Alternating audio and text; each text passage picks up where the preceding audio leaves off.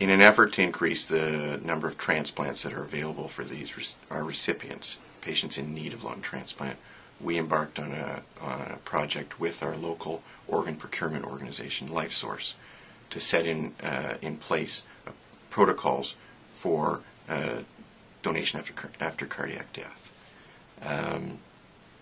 With their assistance and with the collaboration in conjunction with intensive care units across Minnesota and North and South Dakota, we set up this protocol.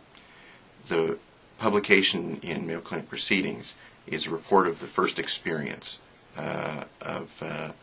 our first experience with donation after cardiac death for lung transplantation, which is still fairly rare. It was the first lung transplant with a donor after cardiac death in Minnesota, and the first one here at Mayo Clinic.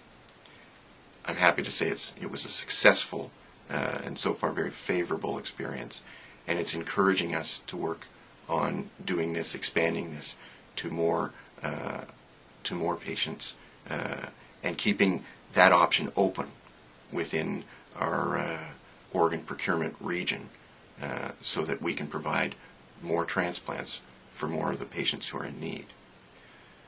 The experience we had in this situation was with a 59-year-old patient with emphysema who was at the end of the line, so to speak, basically with 20% lung function.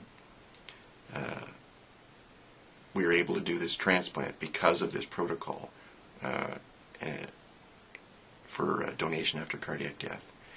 And I'm happy to say, obviously with cautious optimism, that he's doing very well almost a year following that transplant. Whereas before, he was limited by his lungs, severely limited by his lungs with 20% lung function. He now has lung function that surpasses that which would be predicted for his size, weight, and gender. He's out walking 3 miles a day and making the best of the situation.